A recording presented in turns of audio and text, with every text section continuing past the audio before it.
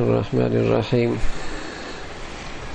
اللہ جل شانہ رسول پاک صلی اللہ علیہ وسلم کے ذریعے اس امت کو چند چیزیں ایسی عطا فرمائی ہیں، اگر اس پر عمل کر لے اور محنت کر لے تو خدا پچھلی امتوں کے جہاد اور عبادتوں اور درجات سے زیادہ درجہ عطا فرما دے، بشرطیہ کہ بنیادی چیزوں پر محنت کر لے۔ ان چند چیزوں میں مال کی قید نہیں، وہ اعمال مال پر موقوف نہیں، بلکہ وہ اعمال ایسے ہیں جس میں مال والے غیر مال والے سب مشترک ہیں۔ تو اب تک جتنی باتوں کا بیان ہوا وہ بغیر مال کے خدا سے دلوانے والی شرطوں کا بیان ہوا تھا۔ علم کے لیے مال کی ضرورت نہیں، ذکر کے لیے مال کی شرط نہیں، اذکار کے لیے اور عبادات کے لیے مال کی شرط نہیں، تلاوت کے لیے ضروری نہیں، موت کے مراقبے کے لیے ضروری نہیں، ذکر فکر خشوع خضوع ان تمام چیزوں کے لیے مال کی شرط نہیں۔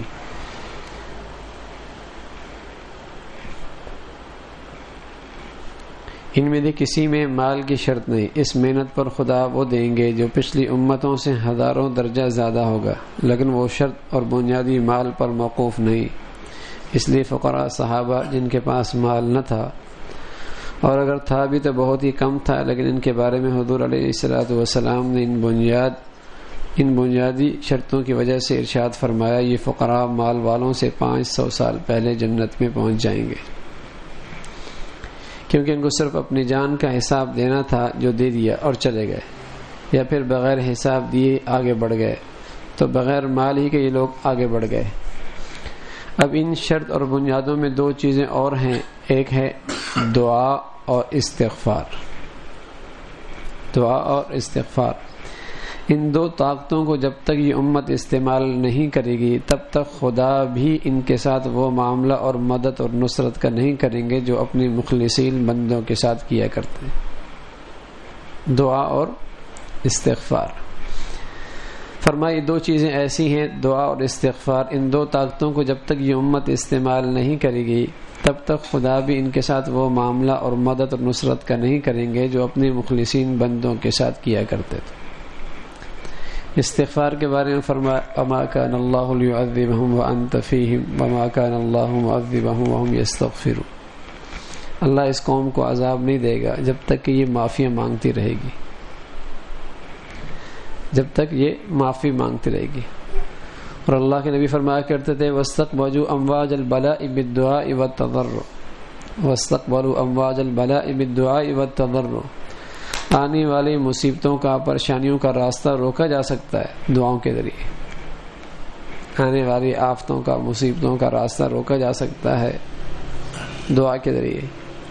دعا سے تقدیر بھی ٹل جایا کرتی ہے۔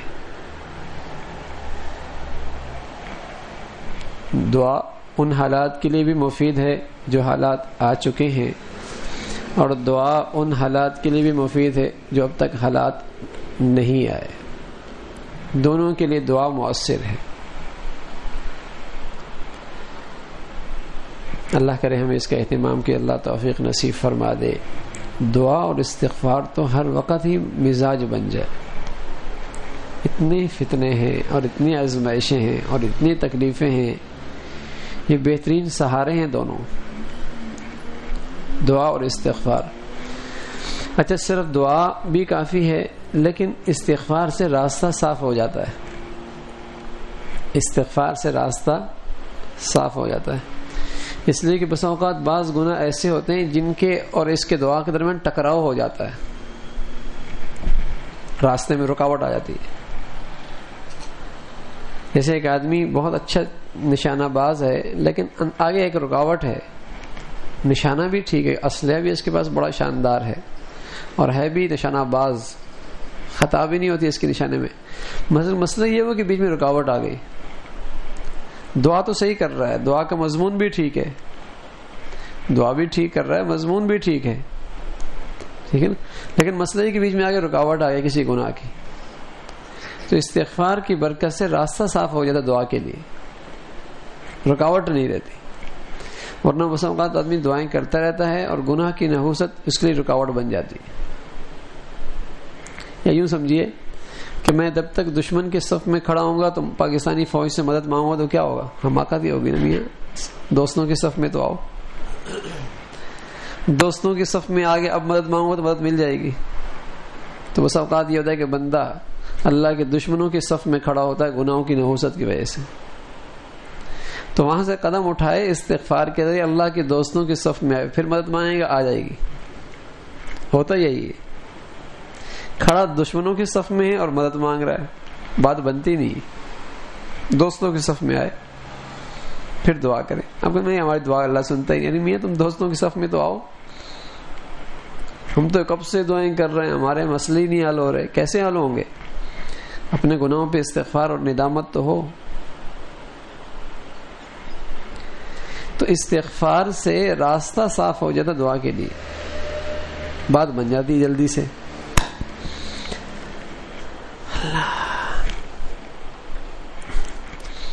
فرمایا دعا اور استغفار ان دو طاقتوں کو جب تک یہ امت استعمال نہیں کرے گی تب تک خدا بھی ان کے ساتھ وہ معاملہ اور مدد اور نصرت کا نہیں کریں گے جو اپنے مخلصین بندوں کے ساتھ کیا کرتے تھے. تو خدا اپنی طاقت اور مدد کو ظاہر کرتے ہیں استغفار والی طاقت اور دعا والی طاقت کے ساتھ. خلاصہ یہ کہ جب فقراء امت اور بے مال والی امت بھی محنت کرے گی اور عمل کرے گی تو اس عمل میں بشریت والے اثرات ضرور پیدا ہوں گے, اور جیسے خدا کی شان کے مطابق ہونا ضروری ہے وہ نہ ہوگا. لاکھوں محنت, مراقبہ, ذکر, تلاوت کے ساتھ خدا کی شان کے موافق ہونا ضروری ہے, لیکن نفس کی شمولیت کے ساتھ بیکار ہو جاتے ہیں. اس لیے استغفار والی طاقت رکھی, ہر عمل کے بعد یہ کہہ دے اے خدا جیسا ہونا چاہیے تھا ویسا ہم سے نہ ہو سکا, اب تو ہمیں معاف فرما دیجئے. خدا استغفار کی برکت سے وہ عمل قبول کر لیتے. سبحان اللہ. اب فرما رہے ذکر و اذکار, تلاوت, نوافل بہت پر نور عبادتیں ہیں, لیکن بیچ میں چونکہ ہم بشر ہیں تو نفس بھی بیچ میں آ جاتا ہے, کہیں نہ کہیں معاملہ خراب ہو جاتا ہے. تو استغفار کی بدولت وہ کمی دور ہو جاتی ہے. ہاں, استغفار کی برکت سے وہ کمی دور ہو جاتی ہے. کتنا ہی کوئی بڑا بزرگ کیوں نہ ہو, ہاں ہے تو بشر نا, کہیں نفس کی ملاوٹ تو آ سکتی ہے. یعنی انسانوں میں اور اس امت میں سب سے بڑا انسان کون ہے؟ حضرت صدیق اکبر رضی اللہ عنہ. اللہ کے نبی نے ان سے بھی کہا بھائی جب نماز سے فارغ ہو جائے کہا کرو اللہم انی ظلمت نفسی, اللہم انی ظلمت نفسی, ہاں, تاکہ بالکل عبادت بڑھیا ہو جائے اور اس میں نفس کا ذرا بھی اثرات باقی نہ رہیں. نماز مکمل کی, اللہ اکبر, استغفر اللہ استغفر اللہ استغفر اللہ, نبی کی سنت ہے. ہاں, تو جس شان کی عبادت تھی ویس شان کی تو ہم کر ہی نہیں, پر بشری تقاضے ساتھ لگے ہوئی ہیں. کوئی ادھر سے خیال آ رہا ہے, کوئی ادھر سے آ رہا ہے, کوئی یوں ہو رہا ہے, کوئی یوں ہو رہا ہے. پوری کوشش کرنے کے باوجود بھی نفس کی ملاوٹ شامل ہو گئی. استغفار کر لیا, معاملہ صاف ہو گیا. آگے فرما رہا ہے صدیقی شان کی نماز.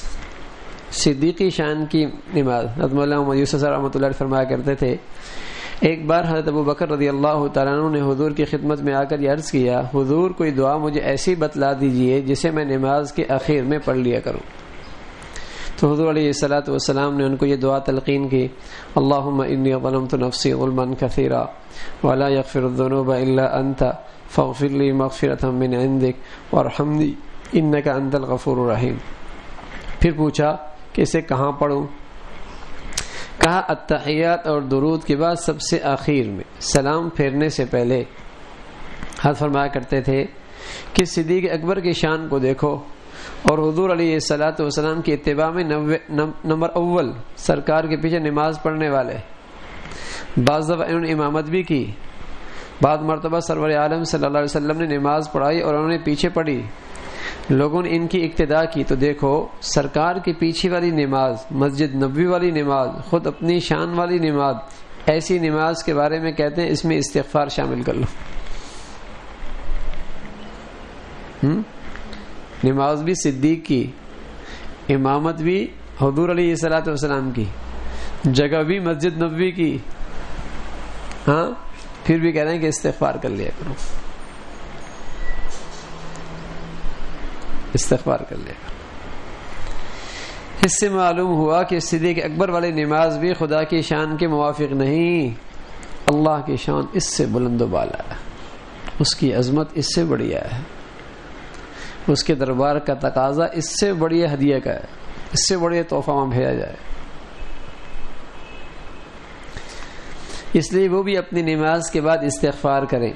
تو جب صدیق اکبر رضی اللہ تعالیٰ عنہ کے لیے اہم عبادت میں استغفار ضروری، تو ہمارے لیے اپنے عمل کے آخر میں استغفار کیوں ضروری نہیں ہوگا؟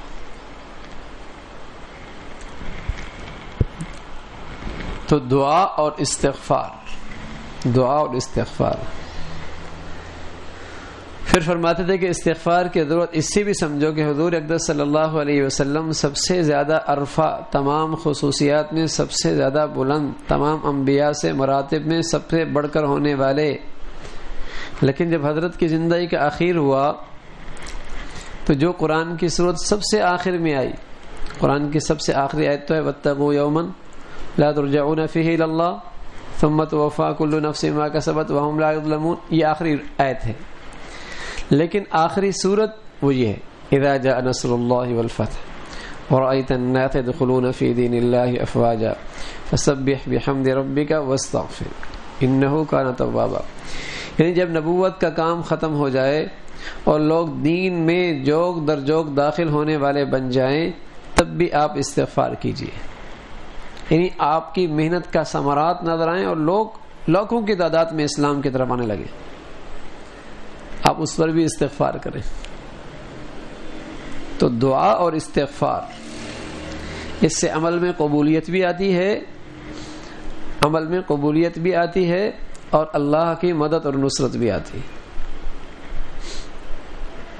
تو انبیاء علیہ السلام کو بھی عظیم عمل کے پورا کرنے کے بعد یہ تعلیم دی جا رہی کہ اپنے عمل اور اپنی مجلس کے ختم پر استغفار کریں، اپنی آخری ایام اور آخری زندگی کو بھی استغفار سے بھر دیں. اس لیے نبی کی سنت یہی ہے کہ جب زندگی کا آخری موسم شروع ہو، یا یوں کہیں کہ 40 سال کے بعد یہ زندگی کا آخری موسم شروع ہو جاتا ہے 40 سال کے بعد، تو اس میں استغفار زیادہ ہو، اس میں استغفار زیادہ ہو، کثرت ہو استغفار کی. نبی کی عمر تو 63 سال تھی اور اس امت کی اوسطاً عمر بھی 63 سال ہے. 63 سے کسی کے اوپر آ گئی تو وہ تو سمجھو کہ بالکل غریبی ہے 100%. ٹھیک ہے نا؟ ہاں، آخر تو 40 سال کے بعد سے، تو اس میں استغفار زیادہ ہو. بلکہ دو چیزیں، استغفار اور تلاوت. حضرت اکرمہ رضی اللہ تعالیٰ عنہ فرمایا کرتے تھے جو زندگی کے آخری موسم میں کثرت سے تلاوت کیا کرتا ہے، اللہ اس کے جوارح اور اس کی صلاحیتوں کو بڑھاپے تک بھی محفوظ رکھتا ہے. یعنی حافظہ، ذہانت. ویسے اگر آدمی نیکی نہ کرے اور تقوی اختیار نہ کرے اور قرآن کی تلاوت نہ ہو تو ایک عمر میں جا کر وہ بوڑھاپے میں بچپنا اس کے اندر آ جاتا ہے اور بچوں کی سی ضد کرتا ہے اور بچوں کی سی عادتیں اس کی ہو جاتی ہیں، اس کی وہ صلاحیتیں ختم ہو جاتی ہیں، اعصاب کی قوت اور سمجھ بوجھ کی طاقت ختم ہو جاتی ہے. اکرمہ فرمایا کرتے تھے رضی اللہ تعالیٰ عنہ کہ کوئی شخص قرآن کی تلاوت آخری موسم میں خوب کرے اور معمول بنا لے تو زندگی کی آخری موسم تک اس کے یہ اعصاب ٹھیک رہیں گے اور یہ صلاحیتیں محفوظ رہیں گی.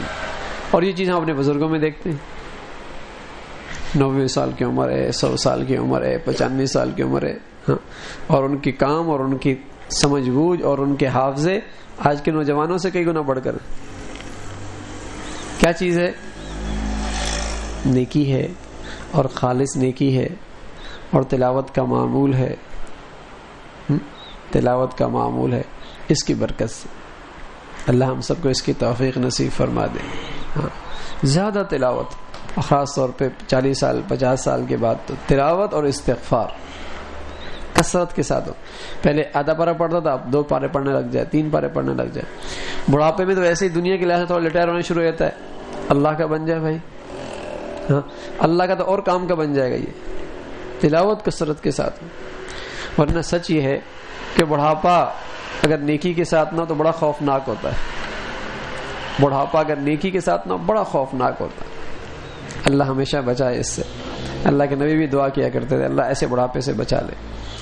تو بڑا خوفناک بڑھاپا ہوتا اگر نیکی نہ ہو. کوئی نہیں پوچھتا, بچے بھی نہیں پوچھتے, خاندان بھی, جیب بھی خالی ہوتی, دوست بھی نہیں پوچھتے, بیوی بھی نہیں پوچھتی, نوکر بھی کہتا اس کے جیب میں ہے کیا, نظر ہی نہیں کرتا, توجہ نہیں کرتا, یہ بلاتا رہے, اسے پتا جیب میں پیسے ہی نہیں ہے اس کے, کوئی نہیں پوچھتا. ہاں ایک نیکی ایک ایسی دولت ہے سبحان اللہ, جو نیکوکار ہوتے ہیں اللہ بڑھاپے میں اس کے خادم بڑھا دیتے ہیں, اس کی مخدومیت کی شان اور بڑھ جاتی ہے, مخدومیت کی شان اس کی اور بڑھ جاتی, ٹھیک ہے نا, اور اس کے خدام اور بڑھ جاتے. خالص نیکی ہو, بڑھتی چلی جائے. اللہ اکبر.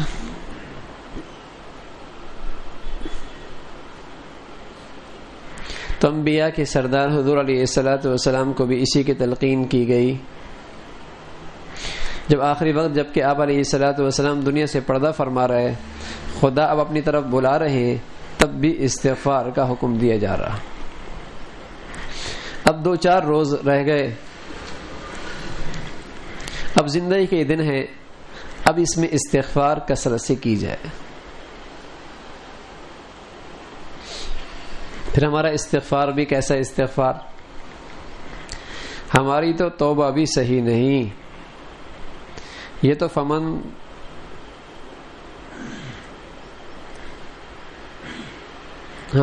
دق کا باب الکریم انفتح, کہ جب کریم کا دروازہ کھٹکھٹایا جاتا ہے تو ضرور کھل جاتا ہے.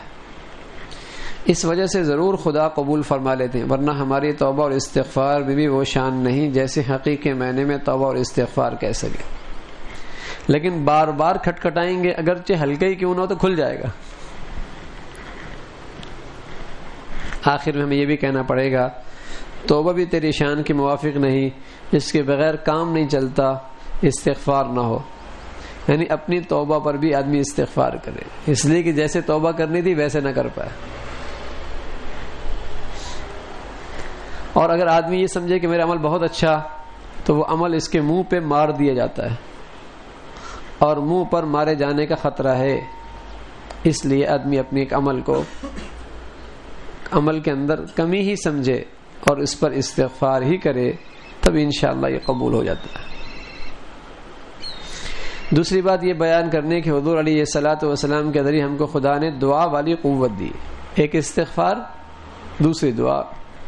یہ دعا والی قوت جو انبیاء علیہ الصلوۃ والسلام کو دی گئی تھی, وہ ہمیں اپنے نبی کے ذریعے سے دی ہے. یہ ضروری نہیں تھا کہ ہر نبی کو مال دیتے یا ہتھیار دیتے یا اولاد دیتے, لیکن سب نبیوں کو دعا والی قوت ضرور دی. اس لیے پیارے نبی نے فرمایا لِكُلِّ نَبِيٍّ دُعَاءٌ مُسْتَجَابٌ, دعا ہر نبی کو دی گئی, لیکن مال سامان ہر نبی کو دیا ہو یہ ضروری نہیں. حضرت عیسیٰ علیہ الصلوۃ والسلام کے بعد زندگی بھر کا سامان نہ رہا. ایک اینٹ کا تکیہ, ایک پیالہ تھا اور ایک کنگھی تھی, لیکن اسے بھی یہ کہہ کر ہٹا دیا تھا کہ خدا نے ہمارے بدن میں تکیہ, پیالہ, کنگھی دی ہے, پھر اس کی کیا ضرورت. اللہ, ہاتھ کو تکیہ بنا لیا کرتے تھے, ٹھیک ہے نا, اور انگلیوں سے بال صحیح کر لیا کرتے تھے. حضرت عیسیٰ علیہ الصلوۃ والسلام کو دم عیسیٰ اور مردہ کو زندہ کرنا, اور حضرت جبرائیل علیہ الصلوۃ والسلام کا ساتھ تو دیا, مگر سامان ان کے پاس کچھ نہیں تھا. دعا کی قوت تو دی, اور ایسی قوت دی کہ مردہ زندہ ہو جایا کرتے تھے. مادرزاد اندھے بینا ہو جایا کرتے تھے. حضرت جبرائیل علیہ الصلوۃ والسلام ساتھ تھے, اور سارے کفار مل کر قتل کرنے لگے. اللہ نے بیچ میں سے حضرت جبرائیل کے ذریعے عیسیٰ علیہ الصلوۃ والسلام کو آسمانوں پہ اٹھا لیا, پتہ بھی نہیں چلا کسی کو. ایسی قوت دی تھی, ایسی اللہ کی مدد تھی ساتھ. حضرت موسیٰ علیہ الصلوۃ والسلام جن کے ذکر سے شاید قرآن میں کوئی پارہ خالی ہو, ان کے پاس پوری زندگی جھونپڑیں اور چند سامانوں کے علاوہ کچھ نہیں تھا, لیکن دعا والی طاقت تھی. آپ کہیں گے دعا والی طاقت ہے تو پھر تو اکٹھا کر لیتے خزانہ, ہاں, لیکن وہ دعا بھی اپنے کام میں لگایا کرتے تھے. ہاں, زیادہ سے زیادہ بہتر طور پہ اسے استعمال کرتے تھے. کسی کو دیکھنا نا کہ اس کا اللہ سے تعلق کتنا ہے، تو آدمی اس کی دعائیں دیکھ لے کہ دعائیں میں کیا مانگتا ہے، اس کے دل میں کیا ہے، کس چیز کی اہمیت زیادہ ہے، تو اس سے اس کی دعاؤں کا اندازہ ہو جائے گا دعاؤں میں کیا مانگنا ہے، دعاؤں سے اندازہ ہوتا ہے۔ ہماری ساری دعائیں دنیا کے لیے ہوتی، آخر میں اللہ معاف فرما دے، یہ تو مانگتی نہیں کہ اے اللہ تو ہمارا بن جا، ہمیں اپنا بنا لے، ہمیں ہدایت دے دے، ہمیں اپنا بنا لے، تو ہمارا بن جا، یہ بھی دعائیں مانگنی۔ دعاؤں سے اندازہ ہو جاتا ہے کہ اس کے دل میں کیا ہے۔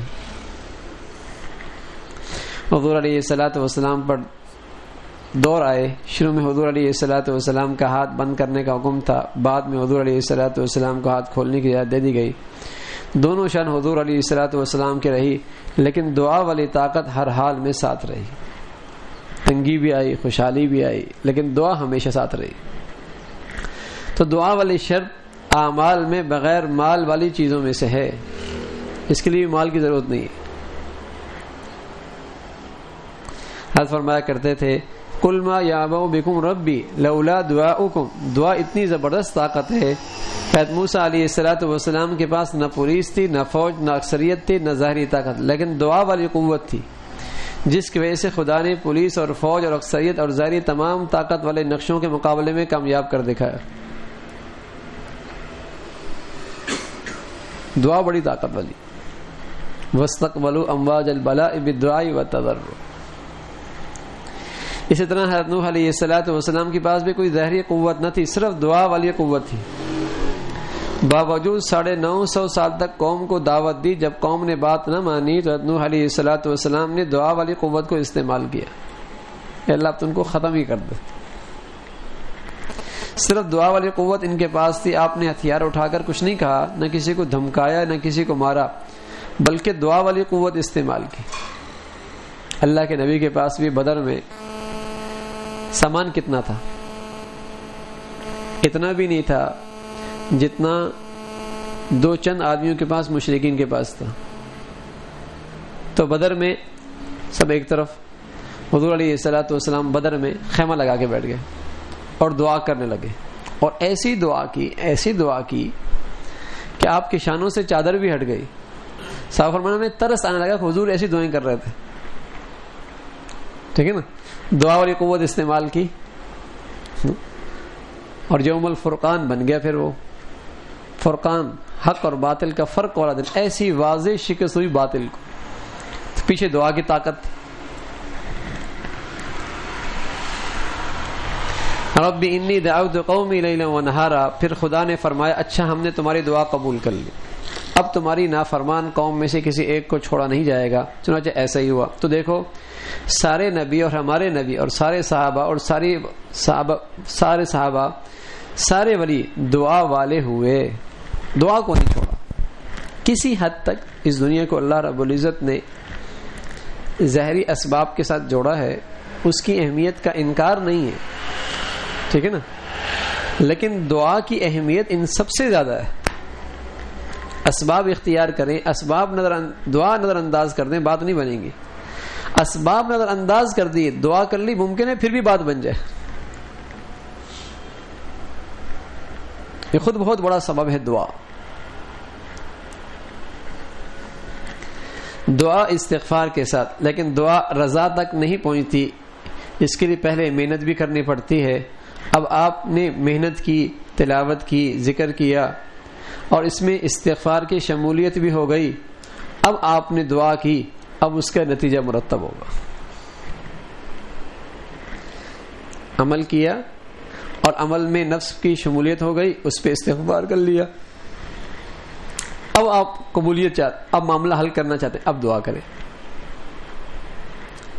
لیکن دعا کی قبولیت کا مطلب بھی اچھی طرح سمجھ لو۔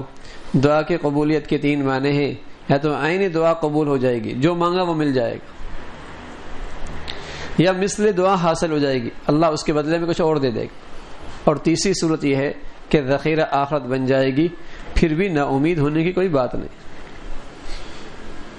بس اوقات وہی چیز ملتی ہے، بچے نے آئس کریم مانگی، اماں نے آئس کریم دے دی، بچے نے آئس کریم مانگی، اللہ نے اماں نے سیب دے دیا. ہاں، اور بس اوقات بچے نے پیسہ دیا، پیسہ مانگا، اماں نے چھپا کے رکھ دیے، نہیں دیا. جب عید ہوئی تو اماں نے اچھے سے جوتے لے کے دے دیے. تو اللہ میاں تو ماؤں سے زیادہ پیار کرنے والا ہے، اور کریم بھی ہے، ہاں، اور رحیم بھی ہے. بندہ مانگتا ہے وہ چیز مل جاتی ہے، کبھی اللہ اس کے بدلے میں سیب دے دیتا ہے، اور کبھی سیب بھی نہیں دیتا، وہ دعا رکھ لیتا ہے کل قیامت جنت میں بہت خوبصورت خوبصورت چیزیں دے دے گا اس کے بدلے میں. ہاں، تو ماں تو مہربان ہے نا، بچے کا یہ معاملہ کرتی ہے، اور اللہ ماؤں سے زیادہ مہربان ہے، تو وہ بھی اپنے بندوں نے ایسا معاملہ کرتا ہے. تو مایوسی نہیں ہے، مایوسی نہیں.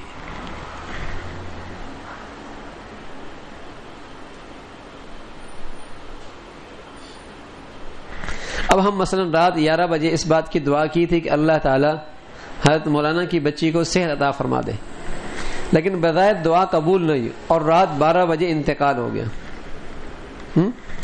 اب بظاہر جیسا دعا کی تھی اس طرح صحت تو نہ ملی، لیکن ہو سکتا ہے کوئی بڑی بلا سے خدا چھٹکارا عطا فرما دے. اگر یہ بھی نہ ہوا تو ذخیرہ آخرت تو ہو ہی گیا. سب اللہ والوں سے بٹھا کر دعا کرا دی میرے بھائی کو صحت ہو جائے، تو مر گیا. دعا ادھر سے ادھر سے وہ مر گیا، دعا قبول نہیں ہوئی. نہیں، دعا قبول ہو گئی. ہو سکتا ہے اللہ کسی بڑی بلا سے نجات دینا چاہتا اس دعا کی برکت سے، یا پھر یہ کہ اس دعا کو اللہ نے ذخیرہ آخرت کر دیا. تو ہر عمل کے ساتھ استغفار اور دعا تو انشاءاللہ خدا کی ذات سے امید ہے کام بن جائے. اللہ رب العزت بھائی ہمیں اس کی توفیق نصیب فرما دے، اور اپنے استغفار کو بھی بڑھیا بنانے کی توفیق نصیب فرمائے، اور دعا کو بھی. الحمدللہ رب العالمین، الصلاة والسلام على سيدنا محمد وعلى آله وأصحابه أجمعين. اللهم لك الحمد كله ولك الشكر كله، اللهم لك الحمد كله ولك الشكر كله. نستغفر الله نستغفر الله نستغفر الله. سبحان ربك رب العزة عما يصفون، وسلام على المرسلين، والحمد لله.